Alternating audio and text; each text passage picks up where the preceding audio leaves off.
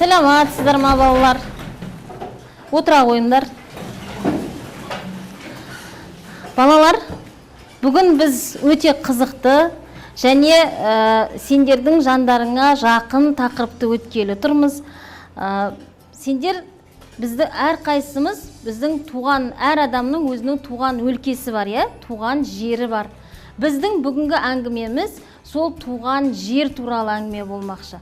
Енді әрқайсымыздың өзіміздің туған жеріміз жайлы, оның тарихы жайлы, оған қатысты мәліметтер жайлы білетін балалар бар ма екен арамызда?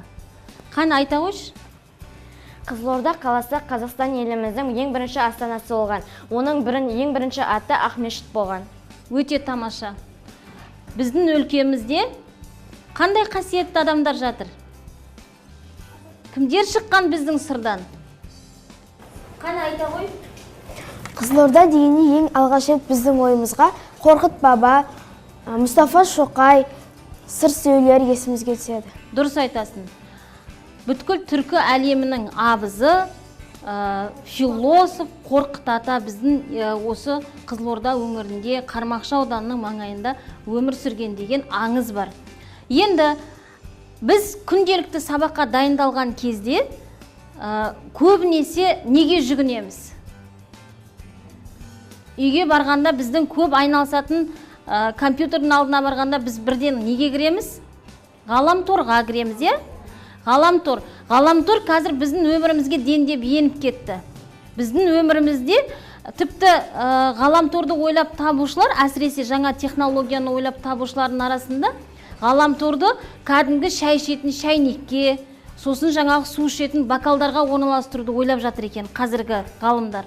Енді біз осы ғаламтордың жетегінде еріп кетпей, онда ғаламторға кіргенде түрлі ойындарды ойнамай, біз ғаламторды өзіміздің білімімізге, өзіміздің оқуымызға, ғылым үйренуге, оған өзіміздің білгенімізді салуға үйренуіміз керек. Міне, бүгінгі біздің тақырыбымыз туған өлке электронды энциклопедия. Энциклопедия дегеніміз, міне, грек тілінен аударғанда жалпыға бірдей білім анықтамалық бағытта шығарылатын басылым. Яғни, энциклопедияда біз өзімізге қажетті қандай мәліметті іздесек, біз сол энциклопедиядан таба алады екенбіз. Білімнің қайнар көзі де, мәліметтің, ақпараттың көзі де осы энциклопедияда екен. Енді мына жерде қараңыздар, 19 ғасырдың аяғы мен 20 ғасырдың басында жарыққа шыққан энциклопедияларда, мінекей, қазақ даласы мен оны мекендейтін халықтар туралы мәліметтер берілген екен. Көрдіңіз ба? Біз туралы 19 ғасырдың аяғы мен 20 ғасырдың басында энциклопедияда біздің халқымыз туралы сөз етілген екен.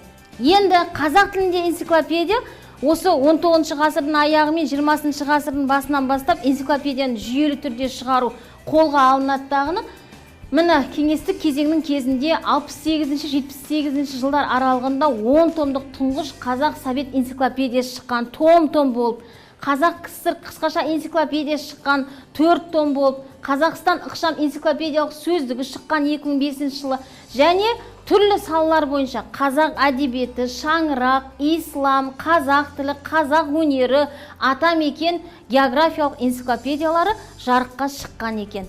Көрдіңіздер ма? Енді мынау біздің облыстар, біздің Қазақстандағы түрлі облыстар, аймақтарға, аудандарға арналған энциклопедия. Мысалы, Алматы туралы энциклопедия 1983 жыл жарық көрген екен. Ал Сыр елі энциклопедиясы 2006 жылы жарық көрген екен. Бұдан кейін де қазіргі соңғы жылдары біздің Қорқыт ата атындағы Қызылорда мемлекеттік университетінің ғалымдары бірнеше ауданның арнайы энциклопедиясын дайындады. Қазалы ауданның энциклопедиясы, Сырдария ауданның энциклопедиясы. Онда қандай мәліметтер бар деп ойлайсыздар? Онда ауданның тарихы, сол аймақтан шыққан тарихи тұлғалар, сол жердің климаты, сол жерге қатысты бүткіл мәліметтердің барлығы сол энциклопедияда жинақталған. Энциклопедия, электронды энциклопедия туралы естіп пе едіңіздер? Электронды энциклопедия қалай аталады? Айтыңдаршы, айта ғой. Ғаламтордан бірдеңе іздегенде әрқашанда Википедия деген энциклопедия шығады, онда көптеген мәліметтерді оқуға болады. Википедия деп аталады, жыл сайын өздерің сияқты мектеп оқушылары Викимания деген арнайы форум өтеді. Сендер сияқты мектеп оқушылары осы электронды Википедияға алға қарай. Мінекей, үйретері көп Википедия. Яғни әрбір мектеп оқушысы өзінің жинаған дерегін осы электронды Википедияға салады. Міне, Википедияның автор болғыңыз келсе, оп-оңай. Электронды энциклопедия дегеніміз, ол кез келген автор өзінің тапқан жаңалығын, немесе сол Википедияда жоқ мәліметті қосушы ретінде, автор ретінде тіркеле алады. Википедияның алғашқы бетін ашсаңыздар, оң жақтағы бұрышында тіркелу деген тұрады. Сол тіркелу деген жаңағы неге кіріп, бастырмаға кіріп, оның ішіне өздеріңіздің бүркеншік есімдеріңізді немесе өз атауларыңызды қойып, өзіңіздің жеке кодыңызды қойып, сіз Википедияның, электронды энциклопедияның авторына айнала аласыз. Электронды энциклопедияда біздің өңіріміз туралы өте көп мәліметтер бар.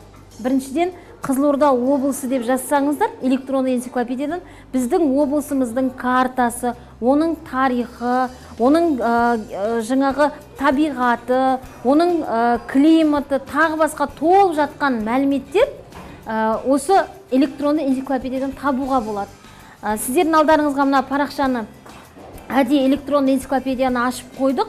Сол жерден сіз Қызылорда облысына қатысты барлық мәліметтерді, әдебиеті, мәдениеті, өнері жайлы мәліметтерді толыққанды таба аласыздар.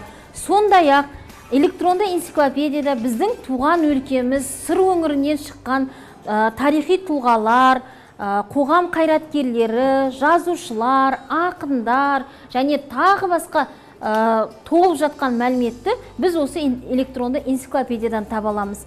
Электронды энциклопедиядан бөлек біздің елімізде түрлі электронды кітапханалар жүйесі жұмыс жасайды. Әсіресе сол республикалық электронды кітапханалар жүйесінен сіздер өздеріңізге қажетті кітапты электронды түрде жүктеп алып, оны әрбір қажет парақшасын ашып отырып оқи аласыздар. Ғаламтор жүйесіне кіріп, сіздер www.ikitab.kz деген сайтқа кірсеңіздер, сіздер электронды кітаптың өздеріңізге қажет кітапты жүктеп, соның әрбір жаңағы электронды түрде парақтап, оны оқи аласыздар. Бұдан бөлек, біздің облысымызда Әбілда Тәжібаев атындағы облыстық әмбебап кітапхана бар. Ол кітапхананың да интернет жүйесінде, ғаламторда өзінің сайты бар. Сол сайтқа кірсеңіздер, облыстық Әбілда Тәжібаев атындағы кітапхананың электронды ресурстар деген бөлімі бар. Сол жерге кірсеңіздер, сол батырманы бассаңыздар, сол жерден электронды кітаптарды сіздер үйде отырып оқи аласыздар. Туған өлкенің тарихын білу үшін, онда туған тарихи тұлғалардың өмірін, оның шығармашылығын білу үшін, оларды жете тану үшін, сіздердің қолдарыңыздағы күнделікті ұялы телефоннан осы мен атаған сайттарға кіріп, сіздер кез келген жерде, кез келген уақытта өзіңіздің өлкеңіздің тарихына, оның шежіресіне, оның бүткіл тыныс тіршілігіне қанық аласыздар. Сондықтан да интернетті, әсіресе ғаламтор деп жатырмыз ғой, ғаламторды сіздер ойынға, немесе жаңа көңіл көтеруге, немесе ермекке айналдырмай, оны білім алуға жұмсасаңыздар, нұр үстіне нұр болар еді. Енді үйге тапсырма берейін. Сіздер осы үйден әрқайсымыз ғаламторға кіріп, Википедияға өзіміздің жеке парақшамызды ашамыз. Сосын өзіңіз таппаған ақпаратты сіз сол жаққа кітаптардан тауып, сол ақпаратты автор ретінде салып келесіздер. Сосын біз осы жаңағы классқа, сыныпқа келгеннен кейін сонымен жұмыс жасап, ол ақпаратты өңдейміз.